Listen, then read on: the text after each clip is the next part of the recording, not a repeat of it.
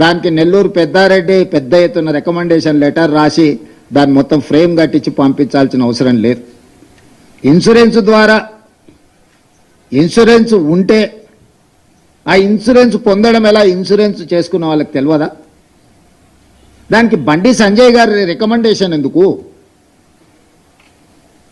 ఈనాడు కూడా కిషన్ రెడ్డి గారు, బండి సంజయ్ గారు, భారతీయ జనతా పార్టీ జాతీయ అధ్యక్షుడు, పక్క రాష్ట్ర ముఖ్యమంత్రి ఫడ్నవీస్ గారు, బీజేపీ అధ్యక్షుడు రామచంద్రరావు గారు 3 సార్లు ప్రధానమంత్రిగా 12 సంవత్సరాల నుంచి కేంద్రంలో అధికారంలో ఉన్న బీజేపీ ఈరోజు మున్సిపల్లో ఓటు వేస్తే కేంద్రం నుంచి నిధులు తెచ్చి మేము అభివృద్ధి చేస్తామని మాట ఇస్తున్నారు.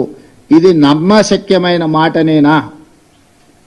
మిమ్మల్ని నమ్మొచ్చా? 12 సంవత్సరాల మీ గత చరిత్రను చూసిన తర్వాత తెలంగాణ సమాజం ఇంకా మిమ్మల్ని నమ్మి మోసపోవాలని, నమ్మించి మోసం చేయాలని ఈరోజు మీరు ఓటర్లను ఓట్లు అడుగుతున్నారు అని అంటే ఇది తెలంగాణ ఓటర్లను, తెలంగాణ ప్రజలను అవమానించినట్టు కాదా? అదేవిధంగా పదే పదే సందర్భం వచ్చినప్పుడు మేము ఇన్ని లక్షల కోట్లు, అన్ని లక్షల కోట్లు తెలంగాణ రాష్ట్రానికి ఇచ్చినాము, ఇవన్నీ నిధులు తెచ్చినామని చెప్పి కేంద్రం నుంచి మంత్రులు ప్రహ్లాద్ జోషి గారు వచ్చి మన 20 లక్షల కోట్లు మీకు ఇచ్చినామనేదో ప్రకటన చేసింది. ఇంకొక మంత్రి వచ్చి 6-7 లక్షలు అన్నారు. ఏ మంత్రి వచ్చినా లక్షల కోట్ల రూపాయల ముచ్చటనే చెప్తున్నారు. దీనికి ఏంది అని అంటే నేను మా చీఫ్ సెక్రటరీ గారిని, ఫైనాన్స్ సెక్రటరీ గారిని అడిగినా, నిజంగా ఈ నిధులు వచ్చినాయా, వస్తే ఎక్కడున్నాయి, ఎక్కడ దాచిపెట్టారు, మరి అందులోకి వెళ్ళి ఆ ఖజానాలో నుంచి కొంతైనా తీసుకొని ఇప్పుడున్న సమస్యల్ని మరి పరిష్కరిద్దాం. ముఖ్యంగా మున్సిపాలిటీలలో ఎక్కడికక్కడ సమస్యలు పేరుకపోయినాయి.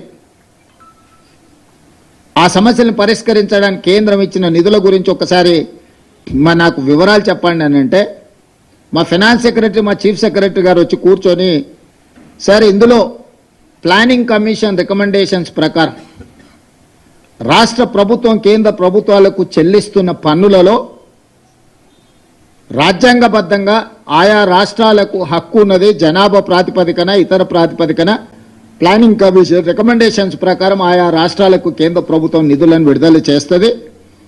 తెలంగాణ రాష్ట్రం నుంచి కేంద్రానికి మనం చెల్లించే ప్రతి రూపాయికి 42 పైసలు తిరిగి మనకు కేంద్రం ఆ నిధులను వెనక్కి పంపుతుంది అని చెప్పారు.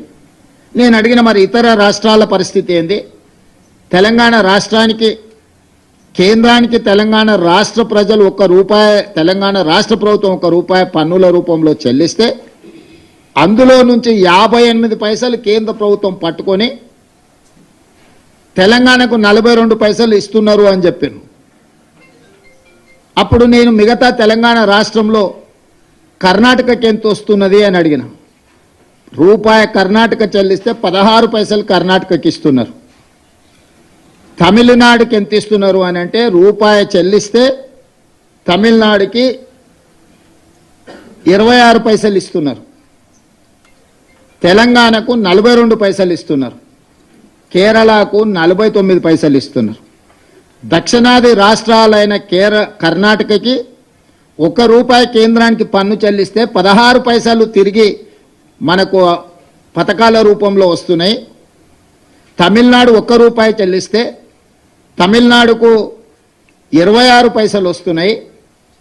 తెలంగాణ రాష్ట్రానికి 42 పైసలు వస్తున్నాయి ₹1కి. కేరళ రాష్ట్రానికి 49 పైసలు వస్తున్నాయని చెప్పి దక్షిణాది రాష్ట్రాలకు సంబంధించి ఈ రకమైన వివక్ష ప్లానింగ్ కమిషన్ అంచనాలు లెక్కలు వేయడంలోనే లోపభూయిష్టంగా ఉండి దక్షిణాది రాష్ట్రాలకు భారతీయ జనతా పార్టీ తీరని అన్యాయం చేస్తుంది. మనకు రావాల్సిన నిధులు మన వాటా సక్రమంగా దక్కడం లేదు అని చెప్పి అధికారిక లెక్కలు చెప్పింది. సరే మంచిది, మరి ఉత్తరాది రాష్ట్రాలు, బీజేపీ అధికారంలో ఉన్న రాష్ట్రాల పరిస్థితి ఏంది అని అడిగినప్పుడు బీహార్ రాష్ట్రం ₹1 పన్ను చెల్లిస్తే బీహార్కు ₹6.06 కేంద్రం నిధులు విడుదల చేస్తుంది. మధ్యప్రదేశ్కి ₹1 మధ్యప్రదేశ్ ప్రజలు పన్ను చెల్లిస్తే ₹2.09 మధ్యప్రదేశ్కు కేంద్ర ప్రభుత్వం నిధులు కేటాయిస్తుంది. అదే పెద్ద రాష్ట్రమైన ఉత్తరప్రదేశ్ పరిస్థితి ఏంది అని అంటే ₹1 ఉత్తరప్రదేశ్ కేంద్రానికి చెల్లిస్తే ₹2.03 ఈరోజు ఉత్తరప్రదేశ్కి కేంద్రం నిధులు విడుదల చేస్తుంది. మరి ఇప్పుడు నేను కేంద్రం నుంచి వచ్చి కేంద్రం మీకు ఇన్ని లక్షల కోట్లు ఇస్తుంది అని చెప్పినప్పుడు నేను స్పష్టంగా బండి సంజయ్ గారిని, కిషన్ రెడ్డి గారిని, ఇతర రాష్ట్రాల నుంచి వచ్చిన వాళ్లకు ఎట్లాగూ మన పట్ల, మన రాష్ట్రం పట్ల ప్రేమ లేదు, వాళ్ళు మన వాళ్ళు కాదు, వాళ్ళు మనకు నిధులు ఇవ్వరు, కేంద్ర మంత్రిగా పనిచేస్తున్న కిషన్ రెడ్డి గారిని, బండి సంజయ్ గారిని నేను అడుగుతున్నా, దక్షిణాది రాష్ట్రాలకు కర్ణాటక, తమిళనాడు, కేరళతో పాటు తెలంగాణకు తీరని అన్యాయం జరుగుతున్నప్పుడు మిగతా 3 రాష్ట్రాలను పక్కన పెట్టని తెలంగాణ రాష్ట్రం ₹1 చెల్లిస్తే 42 పైసలు మాత్రమే మనకు వస్తున్నప్పుడు ఏ రోజైనా మోడీ గారిని కానీ, కేంద్ర ప్రభుత్వాన్ని కానీ, ప్లానింగ్ కమిషన్ను కానీ, నీతి ఆయోగ్ను కానీ మా పట్ల వివక్ష ఉన్నది, మాకు రావాల్సిన నిధులు రావడం లేదు, ఇంకొక పక్కన బీహార్కు ₹6.06, మధ్యప్రదేశ్కు ₹2.09, ఉత్తరప్రదేశ్కు ₹2.03 మీరు అత్యధికంగా నిధులను తరలిస్తున్నారు. ఇది వివక్ష. ఈ వివక్షను సవరించండి, సరిదిద్దండి, తెలంగాణకు నిధులు ఇవ్వండి అని ఏ రోజైనా కిషన్ రెడ్డి గారు కానీ, బండి సంజయ్ గారు కానీ ఏమైనా మాట్లాడినరా? మన హక్కులు మనం చెల్లించిన దాంట్లో మనకు అదనంగా ఇవ్వకపోయినా మన రూపాయి మనకిచ్చినా మనకి ఎన్నో నిధులు రావాలి. వివక్షతోని మనకు అన్యాయం చేస్తుంటే అది దాచిపెట్టి, అది మూసిపెట్టి కేంద్రం నుంచి వస్తాదులను పిలిపించి తెలంగాణకేదో దయా దాక్షిణ్యము, దాన ధర్మాలు చేస్తున్నట్టుగా, తెలంగాణ ప్రజల ఆత్మ గౌరవాన్ని కించపరిచేటట్టుగా, తెలంగాణ ప్రజల యొక్క ఆత్మ గౌరవాన్ని ఢిల్లీలో మోడీ గారి దగ్గర తాకట్టు పెట్టినట్టుగా మీరు మాట్లాడడము మీ స్థాయికి, మీ హోదాకి, తెలంగాణ ప్రజలు మీకు ఇచ్చిన గౌరవానికి న్యాయమా? మీకు 8 పార్లమెంట్ సభ్యులు ఇస్తే మీరు తెలంగాణకు తీసుకొస్తున్నది ₹1 చెల్లిస్తే ఈరోజు 42 పైసలు. దీంట్లో ఇక్కడ కూడా నెల్లూరు పెద్దారెడ్డి రికమెండేషన్లు అవసరం లేదు. ప్లానింగ్ కమిషన్ క్యాలిక్యులేషన్స్ ప్రకారం, ఇతర రాజ్యాంగబద్ధంగా కల్పించిన హక్కు ప్రకారము ఒక ప్రాతిపదికన లెక్కలేసి డెవల్యూషన్ ఆటోమేటిక్గా రాష్ట్రాలకు పంపిస్తారు. దీంట్లో ఎవ్వరేం చేసేది లేదు. ఆటో మోడ్ ఆటోమేటిక్గా నీకు రావాల్సింది వస్తుంది. దీంట్లో ఎవరి ప్రయత్నం కానీ, ఎవరి ఆలోచన కానీ, దాన్ని ఏదైనా పెంచాలంటే ప్రయత్నం చేయాలి కానీ ఈ ఆటో మోడ్లో డెవల్యూషన్ ప్రకారం మనకు రావాల్సింది మనకు వస్తుంది. ఇందులో ఎవరు చేసింది లేదు, ఎవరు తెచ్చింది లేదు. మరి కేంద్ర ప్రభుత్వం నుంచి ఎట్లా తెచ్చుకోవాలని మీరు అడగవచ్చు.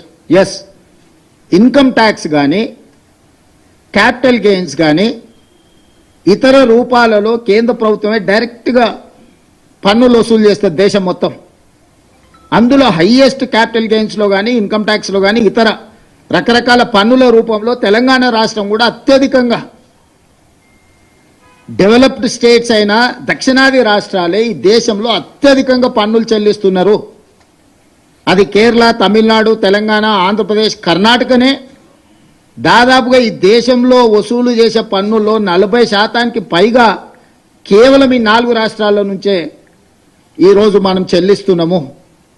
అవి సరాసరి కేంద్ర ప్రభుత్వం దగ్గరికి వెళ్తాయి. కేంద్ర ప్రభుత్వ ఖజానాలో ఈ నిధులన్నీ ఉంటాయి. ఈ ఖజానాను మన దగ్గర వసూలు చేసిన ఇతర పన్నులు కేంద్ర వాటా